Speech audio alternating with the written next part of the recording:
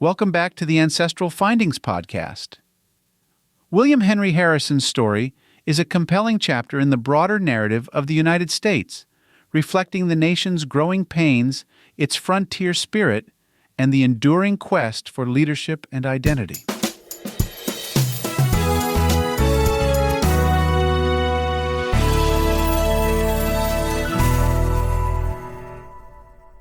William Henry Harrison was born on February 9, 1773, at Berkeley Plantation in Charles City County, Virginia.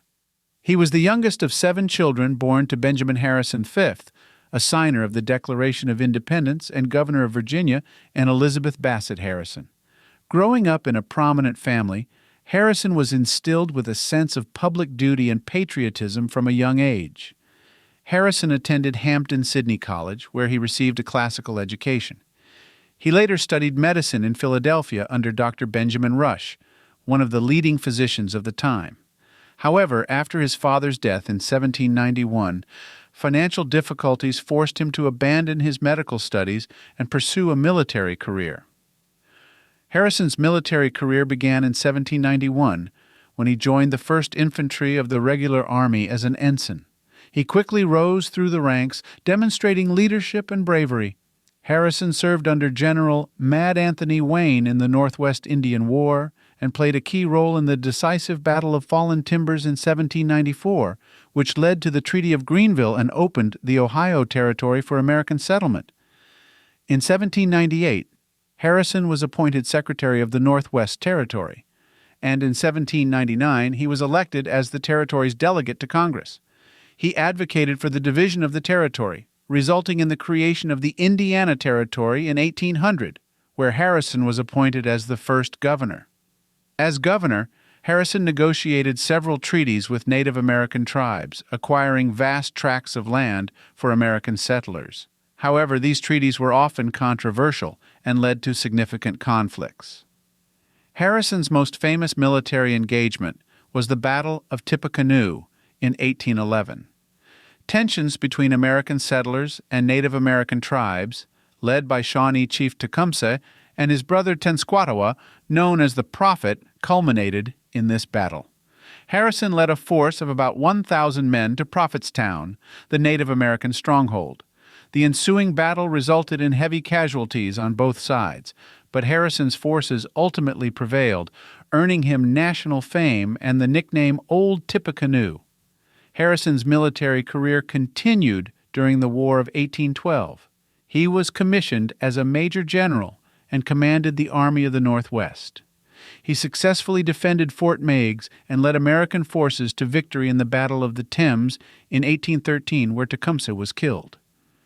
This victory effectively ended British and Native American resistance in the Northwest and solidified Harrison's reputation as a war hero. After the War of 1812, Harrison returned to civilian life and resumed his political career. He served as a congressman from Ohio from 1816 to 1819, and then as a senator from 1825 to 1828. Harrison also served as the minister plenipotentiary to Gran Colombia, now Colombia, Venezuela, Ecuador, and Panama, from 1828 to 1829, where he developed a keen interest in Latin American affairs. Harrison's military heroics and political experience made him a prominent figure in the newly formed Whig Party. In the 1836 presidential election, the Whigs ran multiple regional candidates, including Harrison, in an attempt to prevent Martin Van Buren from securing a majority. Although unsuccessful, Harrison emerged as the leading Whig candidate for the 1840 election. The 1840 campaign, known for its slogan, Tippecanoe and Tyler Too, emphasized Harrison's log cabin origins and military exploits, contrasting them with Van Buren's perceived elitism. The campaign utilized innovative techniques such as parades, rallies, and mass-produced campaign materials to mobilize voters.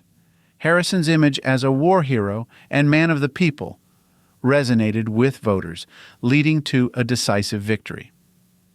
William Henry Harrison was inaugurated as the 9th President of the United States on March 4, 1841.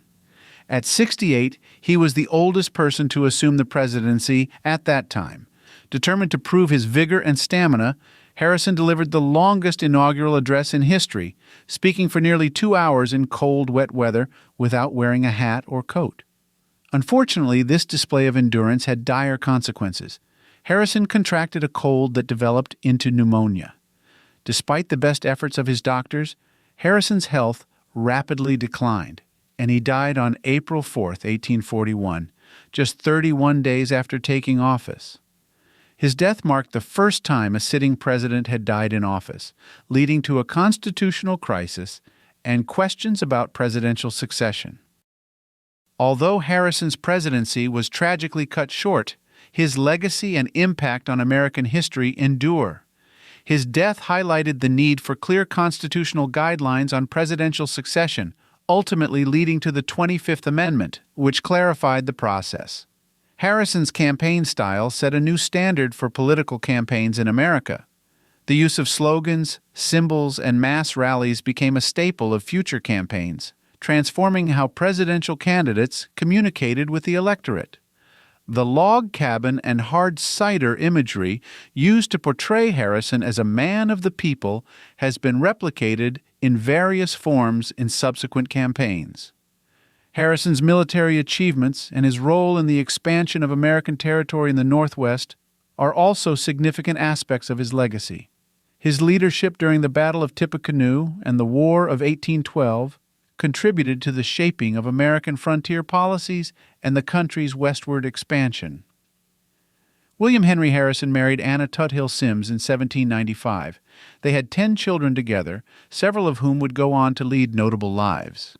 Despite the demands of his military and political career, Harrison was a devoted family man, and his correspondence with his wife and children reflects his deep commitment to his family.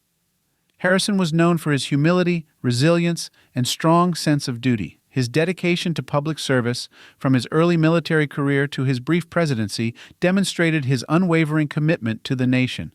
Despite his aristocratic background, he cultivated an image of simplicity and relatability, endearing him to many Americans. William Henry Harrison's life was marked by significant achievements and profound challenges. From his early days on the Virginia frontier to his brief tenure as president, Harrison's journey is a testament to the complexities and contradictions of American history. His military heroics, political acumen, and tragic end have left an indelible mark on the nation. While his presidency was the shortest in American history, the legacy of William Henry Harrison extends far beyond his 31 days in office. His contributions to American military and political life, his innovative campaign strategies, and the impact of his death on presidential succession continue to resonate in the annals of American history. Check out these books, which provide diverse perspectives on William Henry Harrison's life, military career, and presidency, offering readers a comprehensive understanding of this significant figure in American history. Mr. Jefferson's Hammer, William Henry Harrison and the Origins of American Indian Policy by Robert M. Owens. This book delves into Harrison's role in shaping American Indian policy and his interactions with Native American tribes.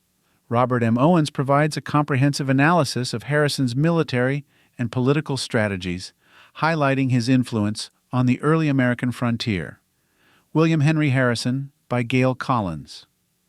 Part of the American Presidents series, this concise biography by Gail Collins offers a well-rounded overview of Harrison's life, from his early years and military career to his short-lived presidency.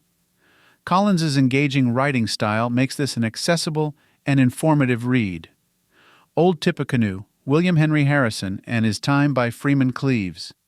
Freeman Cleaves' biography provides a thorough exploration of Harrison's life and career, with a particular focus on his military exploits and political achievements. This detailed account offers valuable insights into Harrison's impact on American history and his enduring legacy. The Log Cabin Campaign by Robert Gray Gunderson.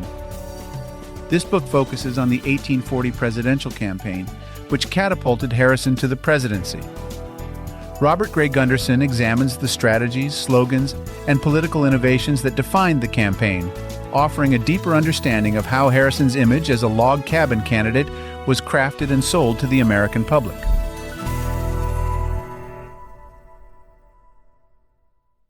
Many thanks for subscribing and listening to the Ancestral Findings podcast. Your ongoing engagement is deeply appreciated. For additional resources, visit ancestralfindings.com. There you can grab a free genealogy ebook, request a free genealogy lookup, and even participate in our weekly historical postcard giveaway. From me, Will Moneymaker, and all of us at Ancestral Findings, thank you for being an integral part of our family history community since 1995.